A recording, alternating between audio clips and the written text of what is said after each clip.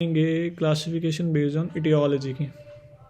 तो ये हमारी अब थर्ड कैटेगरी आ चुकी है एक्चुअल में। अगर हम वापस शुरू से देखें तो हमने यहाँ पे based on location pre renal, renal और पोस्ट रीनल देख लिया। बेस्ड ऑन पैथोलॉजी हमने ग्लोमेरुलर, ट्यूब्यो इंटरस्टिशियल और वेस्कुलर देख लिया। अब बेस्ड ऑन इटियोलॉजी हम इसको डिवाइड करेंगे इन्फ्लामेटरी, जेनेटिक, कंजेनाइटल डिसऑर्डर्स और एक्वायर्ड डिसऑर्डर्स के अंदर। तो let's begin with the inflammatory disease. तो ये रहा इन्फ्लामेटरी डिजीज अपना based classification based on aetiology. सबसे पहले बात करेंगे इन्फ्लामेटरी डिजीज़ की। तो disease resulting from inflammation with in the kidney, उनको इन्फ्लामेटरी डिजीज़ बोलते हैं। Inflammation may affect the various structures including glomeruli and tubules. बहुत जो भी स्ट्रक्चर्स होते हैं ग्लोमेरुलाई से लेकर ट्यूब्यूल्स, इन सब में इन्फ्लामेशन हो सकता है, तो वो इसी कैटेगरी में हम कंसिडर कर देंगे। Example glomerular nephritis, interstitial nephritis.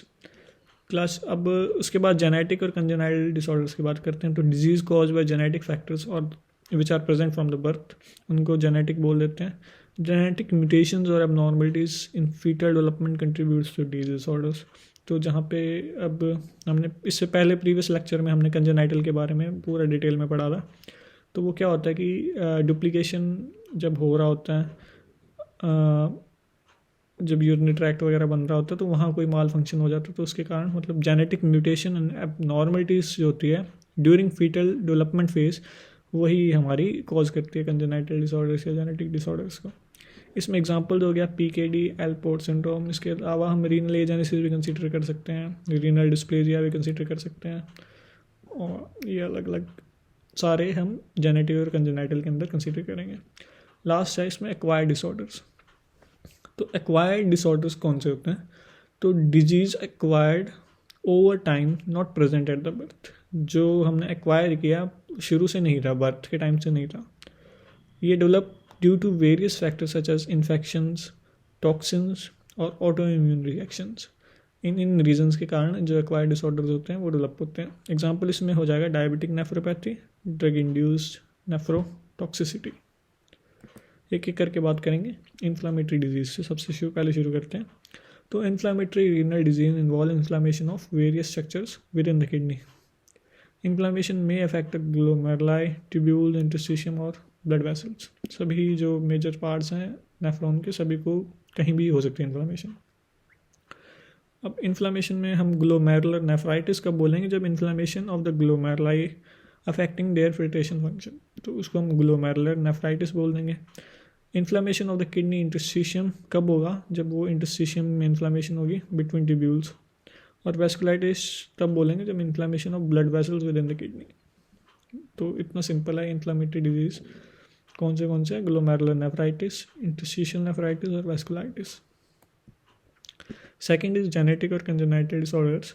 Genetic disorder results from inherited mutations और variations in gene. Congenital disorders are present at the birth and may or may not have a genetic basis. हो भी सकता है और नहीं भी हो सकता। Polycystic kidney disease (PKD) inherited disorder leading to the formation of fluid filled cysts in the kidney. तो PKD भी congenital और genetic का एक वो है, एग्जाम्पल है। फिर बात करेंगे एलपोर्ट सिंड्रोम। तो genetic disorder affecting the glomerular basement membrane. यहाँ पे मेम्ब्रेन के साथ कुछ ना कुछ दिक्कत होता है। रीनल एजेनेसिस और रीनल डिस्प्लेजिया, यहाँ पे देख सकते हैं हाइपोप्लेजिया है। यहाँ पे एक किडनी अच्छे से डेवलप हुआ पर दूसरे वाला नहीं बन पा रहा, मतलब उसका फंक्शन भी प्रॉपर नहीं होगा और उसका साइज भी प्रॉपर नहीं है। या फिर वेसिको यूरेट्रल रिफ्लक्स हो रहा है, वापस से यूरिन किडनी के अंदर जा रहा है। इस केस में एजेनेसिस है, एक किडनी ही नहीं बना हुआ। यहाँ पे डुप्लेक्स कलेक्टिंग सिस्टम है कि यहाँ पे किडनी के अंदर दो यूरेटर्स हैं, बाइफिड यूरेटर्स हैं और दो किडनीज की तरह एक्ट कर रही है। मल्टीसिस्टिक डिस्प्लेजिया, मतलब किडनी में बहुत सारे सिस्ट बने हुए हैं और मतलब साइज भी छोटा रह गया सब कुछ। ये यूरेट्रोपेल्विक जंक्शन का एग्जांपल दे दिया कि भी जो यूरेट्रोपेल्विक जंक्शन है वहाँ पे ऑब्स्ट्रक्शन हो गया कुछ ना कुछ, तो जिसके कारण मतलब यूरिन नीचे जा नहीं पा रहा, ऑब्स्ट्रक्शन। तो ये सारे एग्जांपल्स हैं जेनेटिक और कंजेनाइटल डिसऑर्डर्स के। अब बात करेंगे एक्वायर्ड डिसऑर्डर्स की। तो एक्वायर्ड डिसऑर्डर्स जैसे कि हमने बात किया कि from the beginning of birth वो नहीं थे, बाद में जैसे जैसे टाइम गया उसके बाद पर्सन ने उसको एक्वायर किया अपने एनवायरनमेंट के आसपास से. Acquired renal disorder develops due to various factors not present at the birth, may result from infection, toxins, or autoimmune reactions. Example, diabetic nephropathy, kidney damage due to long-term diabetes. Then it is drug-induced nephrotoxicity. Toxic effects of the kidney from certain medications. अब हम jump करेंगे fourth category जो कि है based on acuteness. तो based on acuteness बहुत ही basic classification है और ये हर बंदा जानता है जो डायलिसिस के अंदर है. हमने इसको डिवाइड किया होता है AKI और CKD के अंदर. तो AKI माने कि जो सडन या कुछ रैपिड डिक्लाइन आ गया किडनी फंक्शंस के अंदर, वो AKI के अंदर हम कंसिडर करते हैं. Caused by factors like dehydration, infection, exposure to nephrotoxic. तो यहाँ पे एक्यूटनेस के बेसिस पे मेनली अगर हम कोई देखें, मतलब जिस बेसिस पे हमने उनको डिवाइड किया तो वो बेस्ड ऑन एक्यूटनेस यहाँ पे टाइम के रिगार्ड में हम देखते हैं इसको. तो कॉमन कॉज इसमें इस्चीमिया हो गया, टॉक्सिक एक्सपोजर्स मेडिकेशंस का. अब अगर किडनी बेसलाइन अच्छा काम कर रही है, अगर ये हमने डेज़ के अंदर उनको डिवाइड कर दिया, 90 डेज़ तक अगर किडनी ख़राब रहती है तो फिर वो CKD का केस बन जाता है. 90 से पहले वो एक्यूट किडनी डिजीज़ का केस होता है.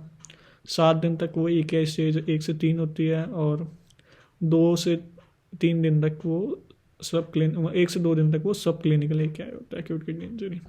क्रॉनिक किडनी इंजरीज क्या होती है? ग्रेजुअल और progressive decline in kidney function over है extended period of time. Caused by conditions like diabetes, hypertension. काफ़ी लंबे टाइम तक अगर किडनी अपना फंक्शंस प्रॉपरली नहीं कर पा रहा तो कहीं ना कहीं धीरे धीरे उसमें ग्रेजुअल डिक्लाइन आता रहेगा उसके फंक्शंस में और वो फाइनली क्रॉनिक किडनी डिजीज़ में तब्दील हो जाएगी. वहाँ से फिर उसका रीजनरेशन का, रिकवरी का चांस नहीं रहता. तो पहले बात करते हैं एक्यूट किडनी इंजरी की. AKI की. AKI is sudden and rapid decline in the kidney function characterised by rapid increase in serum creatinine and a decrease in urine output. Acute kidney injury, sudden decrease in kidney functions over hours or days. कुछ घंटों में या कुछ दिनों में बहुत ज़्यादा kidney का फंक्शन है वो गिर चुका है.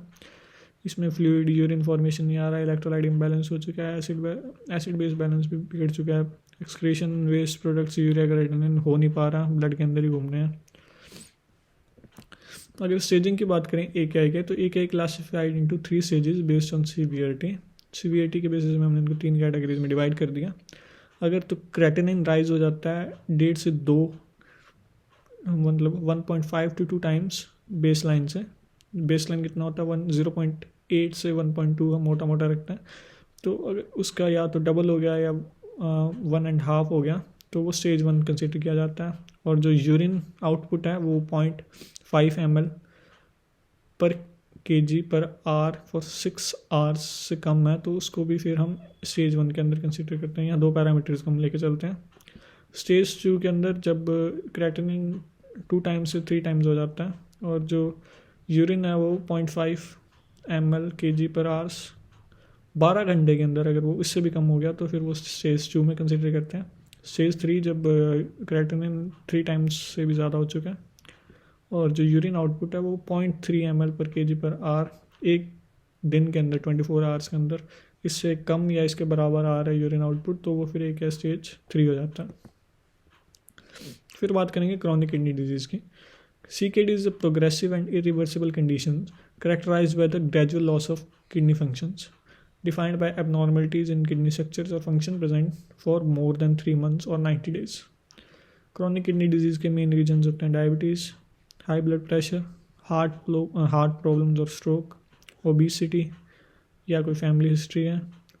टोबैको यूज़ बहुत बड़ा रीज़न होता है और एज 60 के बाद मेनली पेशेंट CKD प्रोन हो जाते हैं. CKD की जो स्टेजिंग है वो हमने on the basis of GFR हमने डिवाइड की हुई है. तो अगर GFR 90 या 90 से अबव है तो वो स्टेज 1 माइल्ड किडनी डैमेज है, किडनी वर्क अच्छे से कर रही है. स्टेज 2 जब GFR 60 to 89 के बीच में आ जाता है तो वो स्टेज 2 हो जाता है. स्टेज 3A जब 45 to 60 के बीच में GFR आ चुका है. स्टेज 3B जब 30 to 45 और स्टेज 4 जब 15 to 29 और स्टेज 5 जब लेस दैन 15. इसको एंड स्टेज रीनल डिजीज़ भी बोल देते हैं. यहाँ पे स्टेज 3 के बाद जनरली हम पेशेंट्स को बोल देते हैं कि आप वेस्कुलर एक्सेस अपना डेवलप कर लीजिए क्योंकि आपको इन फ्यूचर डायलिसिस की आवश्यकता पड़ेगी। और स्टेज 5 के बाद हम जनरली पेशेंट को डायलिसिस देने लगे होते हैं। अब हम बात करेंगे फर्दर एक जिस कैटेगरी में हमको डिवाइड किया हुआ है बेस्ड ऑन फंक्शनल एबनॉर्मलिटीज़। तो based on functional abnormalities renal disease को हमने renal parenchymal disease, renal vascular disease और ऑब्स्ट्रक्टिव डिजीज़ में डिवाइड किया हुआ है फंक्शनल एबनॉर्मलिटीज़ के बेसिस पे। तो रीनल पैरेनकाइमल डिजीज़ कौन सी है? Renal parenchymal refers to the functional tissue of the kidney. Functional tissue जो किडनी का होता है उसको हम रीनल पैरेनकाइमा बोलते हैं। Disease affecting this tissue can lead to impaired kidney functions. अब अगर टिश्यूज़ में कोई इशू आ गया तो फिर किडनी फंक्शन इम्पेयर हो जाएगा, काम नहीं कर पाएगा। एग्जाम्पल इसका glomerular nephritis, tubulointerstitial nephritis, polycystic kidney disease. Renovascular disease involves blood vessels of the kidney. यहाँ पे ब्लड वेसल्स में कोई ना कोई दिक्कत है। कंडीशंस अफेक्टिंग रीनल आर्टरीज और veins can lead to impaired blood flow.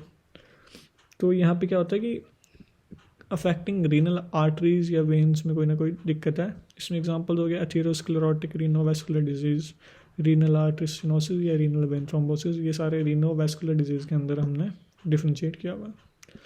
फिर आ गया ऑब्स्ट्रक्टिव, या जो थर्ड कैटेगरी है। Obstructive renal disease involves blockage in the urinary tract impeding flow of urine. अब यूरिनरी ट्रैक्ट में ब्लॉकेज हो चुका है जिसके कारण क्या होता है यूरिन आगे अच्छे से फ्लो नहीं कर पा रहा, जिसके कारण फिर हाइड्रोनेफ्रोसिस होने के चांसेस है और किडनी अपना फंक्शन लॉस कर देगी। Condition affecting kidney, ureter, bladder और urethra can lead to the obstruction. Example में इसका किडनी स्टोन्स है, बिनाइन प्रोस्टैटिक हाइपरप्लेजिया और यूरेथ्रल स्टिचर्स है। सबसे पहले बात करेंगे रीनल पैरेनकाइमल डिजीज़ की। Renal parenchyma refers to functional tissue of the kidney. Disease affecting this tissue can lead to impaired kidney functions जैसे कि ग्लोमेरुलर नेफ्राइटिस, ट्यूबुलोइंटरस्टिशियल नेफ्राइटिस या पीकेडी।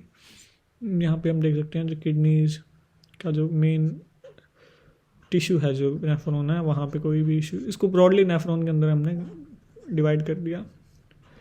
तो वहाँ पे अगर कोई दिक्कत है तो फिर वो रीनल पैरेनकाइमल डिसऑर्डर है। फिर बात करते हैं रीनल वैस्कुलर डिजीज़ की। Renovascular disease involves the blood vessels of the kidney. Conditions affecting renal arteries or veins can lead to impaired blood flow. ये ऐसे करके हमने डिवाइड किया हुआ है। यहाँ प्लाक फॉर्मेशन हो गया जिसके कारण ब्लड फ्लो में ऑब्स्ट्रक्शन आ गया। यहाँ पे रीनल आर्टरी का स्टेनोसिस, क्लॉट फॉर्मेशन हो गया। तो renal vascular disease involve blood vessels of the kidney. Condition affecting renal arteries और veins can lead to impaired blood flow. Common renovascular disease में एथेरोस्क्लेरोटिक रीनोवैस्कुलर डिजीज है, renal artery stenosis है, renal vein thrombosis है। Atherosclerotic renovascular disease, narrowing of the renal arteries due to atherosclerosis. Renal artery stenosis माने कि abnormal narrowing of the one और both renal arteries. और renal vein thrombosis, formation of blood clots in the renal vein. यहाँ पे आप देख भी सकते हैं रीनल वेन के अंदर बड़ा सा एक थ्रोम्बस दिख रहा है हमें। फिर बात करते हैं लास्ट कैटेगरी इसमें ऑब्स्ट्रक्टिव डिजीज़ की। तो obstructive renal disease involves blockage in the urinary tract. Urinary tract के अंदर कहीं ना कहीं कुछ ब्लॉकेज है। यहाँ पे प्रोस्टेट बहुत ज़्यादा इनलार्ज हो चुका है जिसके कारण फ्लो बहुत कम जाएगा या जाएगा ही नहीं। तो ये भी ब्लॉकेज का ही एक रीज़न, एक टाइप है। या फिर किडनी स्टोन्स अगर बन चुके हैं तो वो ब्लॉक कर देंगे मोर देन 10 mm, तो प्रॉपर पूरा ब्लॉक कर देगा यूरिन का फ्लो। तो ये सारे ऑब्स्ट्रक्टिव डिजीज़ के अंदर आ जाते हैं। Condition affecting the kidney, ureter, bladder और urethra can lead to obstruction. Common causes of urinary tract obstruction में आगे kidney stone, solid mass that can obstruct the urinary tract. फिर आ गया benign prostatic hyperplasia, enlargement of the prostate gland causing urethral obstruction. फिर आ गया urethral strictures, narrowing of the urethra, restricting the urine flow. अब हमारे पास last classification है जो कि है क्लासिफिकेशन बेस्ड ऑन सिम्टम्स या सिम्टोमेटोलॉजी। तो इसमें हमने नेफ्रोटिक सिंड्रोम और नेफ्राइटिक सिंड्रोम दो कैटेगरीज में हमने डिवाइड किया हुआ रीनल डिजीज़ को। तो नेफ्रोटिक सिंड्रोम्स जो दिखाते हैं उनको नेफ्रोटिक बोल देते हैं, जो नेफ्राइटिक सिंड्रोम्स दिखाते हैं वो उनको नेफ्राइटिक बोल देते हैं। Characterise by massive proteinuria, hypoalbuminaemia, oedema और हाइपरलिपिडीमिया। वो सारे नेफ्रोटिक के केसेस होते हैं। कॉमन कॉजेस में मिनिमल चेंज डिजीज़ जो कि बच्चों में देखने को मिलती है सबसे ज़्यादा, focal segmental glomerulosclerosis, membranous nephropathy. वहीं नेफ्राइटिक की बात करें तो manifested by inflammation of the glomeruli leading to the haematuria, proteinuria और हाइपरटेंशन। कॉमन कॉज इसमें post infectious glomerular nephritis, IgA nephropathy और लूपस नेफ्राइटिस, ये सारे नेफ्राइटिक सिंड्रोम्स होते हैं। नेफ्रोटिक सिंड्रोम्स में टैकीकार्डिया में देखने को मिलता है, oedema, pale skin, fissures, hyperlipidaemia, बहुत ज़्यादा लिपिड फॉर्मेशन होता है, प्रोटीनूरिया, प्रोटीन लॉस हद से ज़्यादा हो रहता है, और वॉमिटिंग पेशेंट के अंदर देखने को मिलती है। Group of symptoms include protein in the urine, low blood protein levels, high cholesterol levels, high triglyceride levels, and swelling. In this condition, there is leakage of proteins in urine more than 3.5 grams per day, which results in edema, low serum albumin levels, and high blood level cholesterols and other lipids, hyperlipidemia. Nephritic syndrome के case में क्या होता है? Nephritic syndrome is a group of symptoms that occurs with some disorders that cause swelling and inflammation of the glomeruli in the kidney or glomerulonephritis. This inflammation causes the kidney to work less effectively. It can cause proteins and red RBCs to leak from the bloodstream into the urine. Examples देख सकते हैं, proteinuria होता है इसके अंदर, पर इसमें हीमेट्यूरिया थोड़ा एक्सेसिव होता है, विजन ब्लर हो जाता है, हाइपरटेंशन हो जाता है पेशेंट को, ओलिगोयूरिया, यूरिन आउटपुट होता ही नहीं है बिल्कुल भी या बहुत कम होता है, और एजिटीमिया जो नॉर्मल यूरिमिक जो सिम्टम्स देखने को मिलते हैं हमें। तो hope you like the classification of the renal disease. मैंने इनको टोटल 6 कैटेगरीज में डिवाइड किया हुआ है, तो इसके अलावा फिर कुछ भी मतलब बचता नहीं है। रीनल डिजीज़ को हम 6 तरीके से क्लासीफाई कर सकते हैं, और हमने 6 की बात कर ली बारी बारी से डिटेल्स के अंदर। फर्दर जैसे जैसे अलग अलग लेक्चर्स होंगे उनके बेसिस पे हम इनको प्रॉपरली डिटेल में डिस्कस करेंगे, जैसे हमने इससे पहले वाले लेक्चर में कंजेनाइटल को डिस्कस किया था। तो hope you enjoyed this lecture. This was all about classification of renal disease. Hope you liked it. Thank you. Have a nice day.